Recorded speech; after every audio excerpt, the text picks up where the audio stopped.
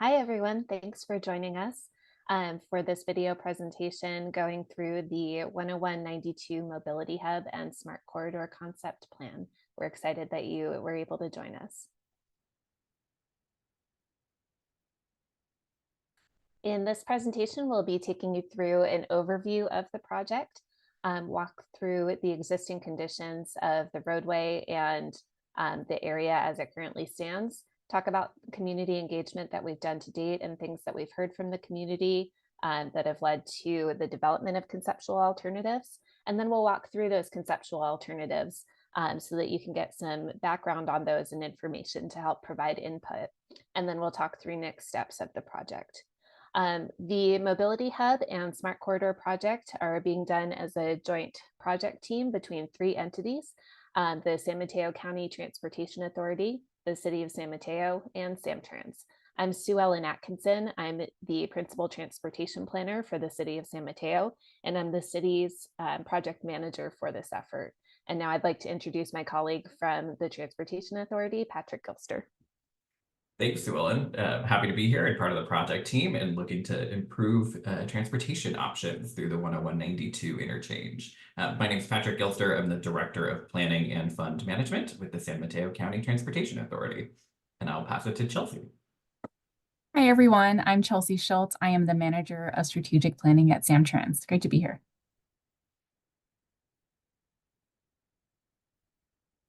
All right, thanks, Patrick and Chelsea. So first, the Mobility Hub and the Smart Corridor together have a number of goals that they're aiming to achieve. These are pretty lofty goals, but we have some great options for the projects that will help us to meet these goals. So first, the projects are aiming to expand transportation options for the San Mateo community. Next, increase access to safe and high quality transit for the community and for those who travel to, through, and from San Mateo. Next, we're aiming to reduce emissions through reduction of vehicle traffic and thereby enhance public health for the community. And finally, the projects aim to improve roadway safety for all users in this area. So just to orient you, the Smart Corridor is along the roadway on 19th Avenue and Fashion Island, starting to the west at Pacific Boulevard, roughly at the Caltrain tracks near the Hayward Park Caltrain station, and then extending eastward under 10192 interchange and ending at Mariners Island Boulevard. The Mobility Hub is proposed at the existing Caltrans Park and Ride that's underneath the 10192 interchange across from the Fiesta Gardens International School. So you might be wondering what a mobility hub is exactly. And the mobility hub that's proposed at the existing Park and Ride is proposed to provide seamless connections between travel options. So it's proposed to be a hub where you can go between different ways of getting around San Mateo and the region, including transit, bike, scooter share, driving, walking, etc. These mobility hubs usually include signage, enhanced communication technology that tell you when transportation options will be available and where, as well as various amenities for the community. Similarly, a smart corridor that's being proposed along 19th Avenue and Fashion Island is really a roadway that aims to enhance multimodal transportation options. So providing a lot of different ways to get around for those in the community, no matter if they choose to take transit, drive, bike, or walk. The primary feature that's being proposed as part of this Smart Corridor project is a physically separated bikeway along Fashion Island and 19th Avenue, and also pedestrian improvements and improvements to signals to optimize traffic flow along the corridor. So these smart corridors also use technology enhanced features like smarter street signals, adaptive streetlights, et cetera, to improve travel experience for all users. So just to walk through, many of you are probably already familiar with the area, but this is the existing conditions at the Caltrans Park and Ride lot, again, right across from Fiesta Gardens School.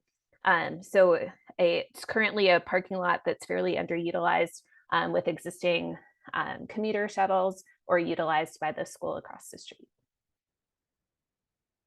And then similarly, these are photos of Fashion Island Boulevard and 19th Avenue as it currently exists. There are some striped bike lanes, but there's no physical separation between bicyclists and vehicles. So in terms of where these concepts came from, they're rooted in a number of different plans that have already been envisioned and adopted. So in terms of the mobility hub, this was envisioned through the Samtrans Express Bus feasibility study, as well as the recently completed Reimagine Samtrans effort. It's also coordinated at the state level with an effort that Caltrans is doing, looking at providing similar mobility hubs at other park and ride locations throughout the state. And then regionally, the Metropolitan Transportation Commission, or MTC, is also looking at options for mobility hubs, including this location. In terms of the smart corridor and the physically separated bike lane, that was initially envisioned in the city of San Mateo's adopted 2020 bicycle master plan. It's also included in the City and County Association of Governments, or CCAG, Comprehensive Bike and Pedestrian Plan, as well as the MTC Regional Active Transportation Network and the state Caltrans District 4 Bike and Pedestrian Plans. It's also envisioned to connect with other bike facilities in the city, including the city's Delaware Street Safe Routes to School corridor project that's currently underway. In addition to being rooted in adopted plans and visions, we also look to data to enhance how we're providing improvements through a project, or to really key into what improvements we may want to be offering in a project. So for example, looking at collision data gives us information about safety for all roadway users. In looking at collision data in roughly the last 5 years, we can see that along the corridor, there's been some higher concentrations of roadway collisions, including those involving pedestrians and bicyclists. So by providing improvements along the smart corridor, including enhancements for safety for all roadway users, we hope to decrease the number of collisions in the future. Honing in a little bit more on collisions and safety related specifically to bicyclists that provide the rationale for having more of a physical separation between bicyclists and traffic, we can look at the countywide high injury network hotspots that was created. And we have 2 hotspots in that network that pop up along this 19th Avenue corridor, first at Delaware and 19th Avenue, and then at Fashion Island Boulevard in Norfolk. So that gives us 2 locations along the corridor at intersections where we really want to be looking at increasing separation between modes and enhancing safety for all users. We've heard complaints and concerns about speeding in this area from community members as we've done engagement for this project and for other city projects. In looking at the corridor specifically, we can look to CCAG for a speed analysis that was done recently, and we do see that that concurs with feedback from the community that there are safety concerns related to speeding along this corridor. As part of the smart corridor, we can do enhanced traffic signals that optimize traffic throughput and enable vehicles to travel more seamlessly and safely, and can also help to lessen the incidences of speeding. And then, as mentioned, the mobility hub is right near Fiesta Gardens International School, and the smart corridor provides a great opportunity for bike and pedestrian access to the school, as well as to other neighborhoods and schools in the city. So in looking at safety pertaining particularly to our youth, we can look at the countywide youth-based high injury network, and it does show safety concerns along the corridor. So in looking at providing improvements and enhancements for safety for all roadway users, we'll be looking at providing options that enhance safety for people of all ages and abilities, so that we can really key into options to enhance safety for those younger users. And now I'll turn it over to Chelsea for some background on transit in the area. Thanks, Sue Ellen. So currently the existing site, the existing park and ride lot is not directly served by public transit. Employer shuttles do use the existing park and ride, but again, there are no Samtrans bus routes that directly serve the existing site.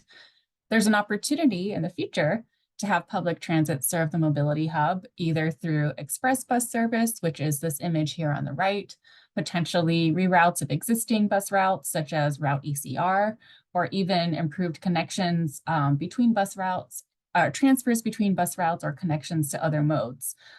Quickly want to note that express buses typically provide service during the morning and evening commute hours with limited or no service during the middle of the day.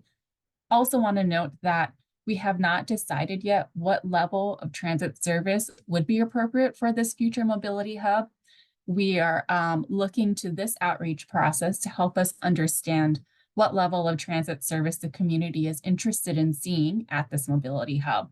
Samtrans would then use that feedback and information to help inform our future studies in the medium term, such as our next comprehensive operational analysis, which would look at ways to enhance or expand transit service throughout our Samtrans service area.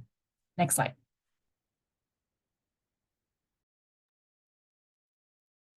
All right, thanks, Chelsea and Sue Ellen. So we know none of this happens in a vacuum, and this is our second phase of engagement. And as you can see from this picture, from our infrastructure ride, we've been out in the community trying to get feedback on things you'd like to see.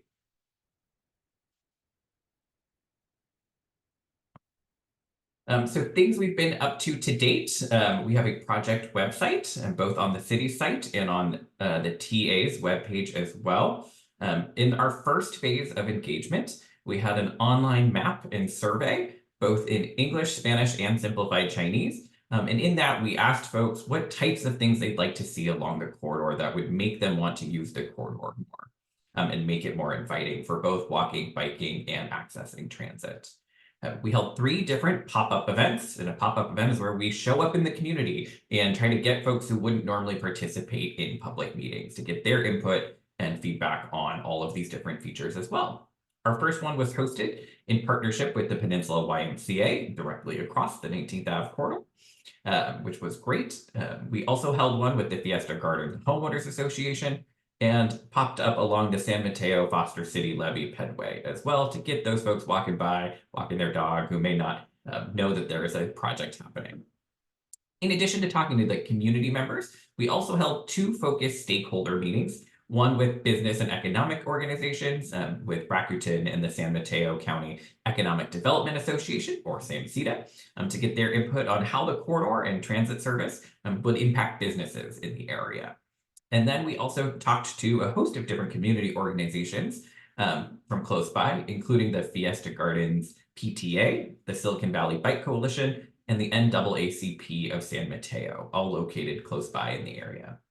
As additionally, as you saw in our last picture, we hosted a Silicon Valley Bike Coalition infrastructure tour and ride with some of our county supervisors and the local city council members as well, along with other interested parties from Samtrans and the TA in the city. So from that first survey, we gathered a bunch of different takeaways, but some of the key things we wanted to highlight today is that currently over 77 respondents indicated that they only drive alone, or they primarily drive alone. 50% of respondents indicated that they also may ride a bike through the corridor, and only 19% say that they would carpool or that they do carpool. Many of their concerns that they identified for the corridor and for the mobility hub area is really a lack of comfort. So that physical separation, unease as you're walking through the interchange, all those type of things was the highest rated mobility concern. Additionally, not a far second and third was perceived speeding and safety throughout the corridor. And then additionally at 64%, a lack of separation from traffic deters people from wanting to walk or bike along the corridor. So really, for people who indicated that they walk, bike, or roll along Fashion Island Boulevard at 19th Avenue, 57% of the respondents stated that they do not feel comfortable. So one of the main things that we're going to be trying to look at with the potential concept designs is how do we get people to feel comfortable along the corridor and provide that separation and make it an enjoyable experience for all folks in the community. Additionally, the survey showed different preferences for both the Smart Corridor and the Mobility Hub. Preferences for the Smart Corridor included the need for bus shelters with real-time arrivals, pedestrian-scaled smart lights, micromobility parking areas, so think bicycle or scooter share, where we put those, and increasing those in the community. Need for traffic calming to slow vehicles down, wayfinding signage to highlight where key destinations in the community is, and then also providing opportunities for green stormwater infrastructure and rain capture. On the Mobility Hub Caltrans Park and Ride site, folks were really interested in bus and shuttle stops with real-time arrivals. Also enhanced pickup and drop-off areas, or in many areas, those are called kiss and rides. Additionally, long-term bike parking or electric vehicle parking needs were there so that folks don't always have to have those in their own homes and that there's a neighborhood spot to be able to charge a car. Additionally, street furniture with protection from wind, heat, and rain was highly requested. As anyone who's been out at the park and ride lot, you're exposed to the freeway and it's often windy or it's hot in the summer. So making sure that folks using transit have the ability to be protected from the elements. So in general, our key takeaways from the first phase of engagement were that there was a lot of support for bike lanes with protection from traffic, but a real need to fix a lot of the intersections throughout the corridor to make it more comfortable to cross. A lot of people were excited to have better access to the Caltrain Hayward Park Station, so there'd be even further regional amenities for connection to transit.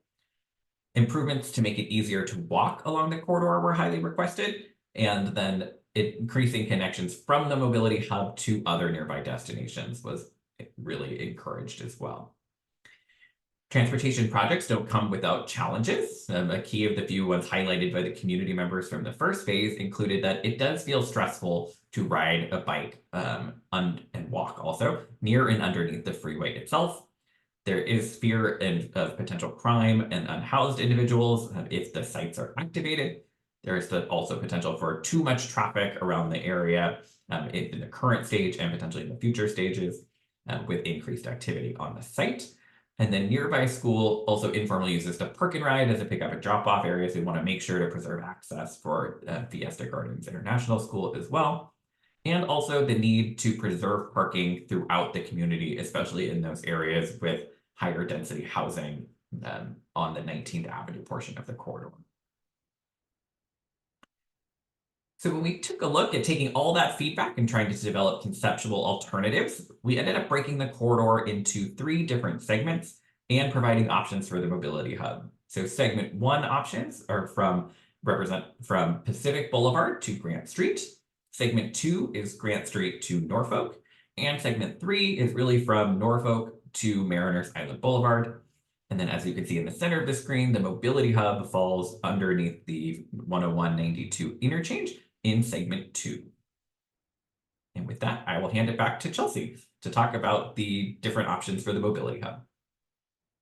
Thanks, Patrick. So we are going to take a look at 3 different conceptual alternatives for the Mobility Hub, all of which have varying levels of transit service. So this first one is the amenities concept. So this shows light transit service potential with primarily express bus services only. It includes community spaces and retail areas, and it maintains half of the existing site for parking. Next. Okay, there you go. So the second concept is the multimodal concept. So this includes medium transit service potential with express buses, rerouted local connections, and shuttles. It maintains half of the site for parking, and it increases bike and micromobility parking. Next. And the third concept is the transit concept. So this shows the highest transit service potential with room for express buses, rerouted local connections, route ECR transfers, and shuttles.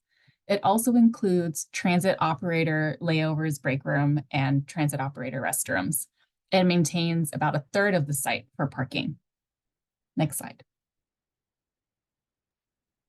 Thanks, Chelsea. I'll walk us now through the different options for the Smart Corridor. So in segment 1, from Pacific to Grant, we have one primary option, as you can see on the right, but that option has different variations that we'll talk about on the next slide. So in our current condition right now, we have about 40 feet of right-of-way that has a wide travel lane for vehicles, a space for a bike lane, and parking throughout the corridor as well. In the future, we're looking at options to maintain that vehicle travel lane and the parking. But on the southern side of 19th Avenue, we can provide a two-way separated bikeway, and that has physical separation from vehicles to have that really good, comfortable, safe area that's apart from traffic to make it more comfortable to walk and bike. The main difference between option A and option B in segment 1 is that option A is a lower cost treatment, as you can see in the image on the left.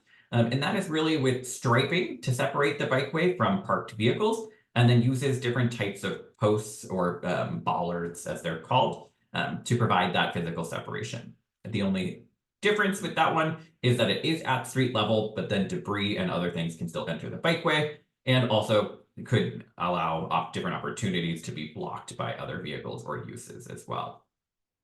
In option B, it is an elevated bikeway, and what that means is that the bikeway would be proposed to be the same level as the sidewalk.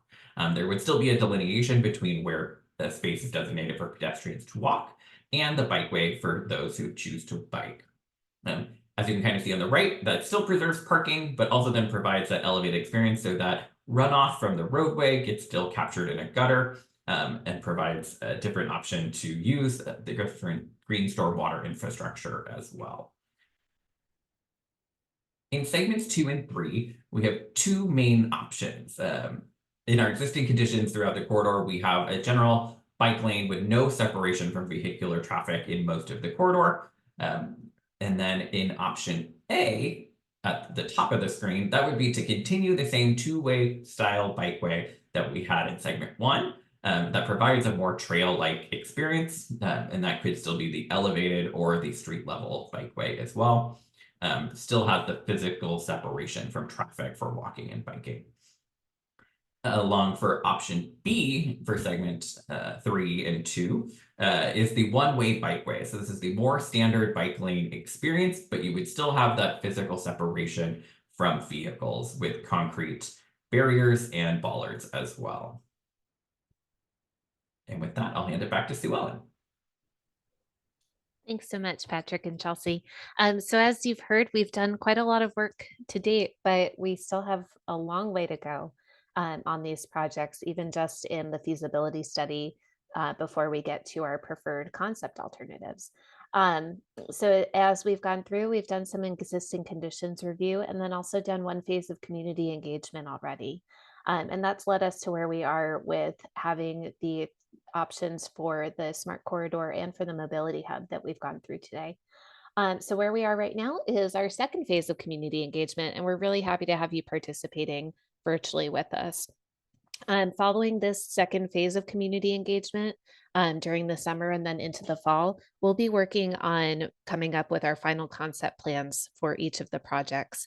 But even after that, there's still a ways to go before these projects will be in the ground and seen in the community. So we appreciate your feedback at this point in the effort.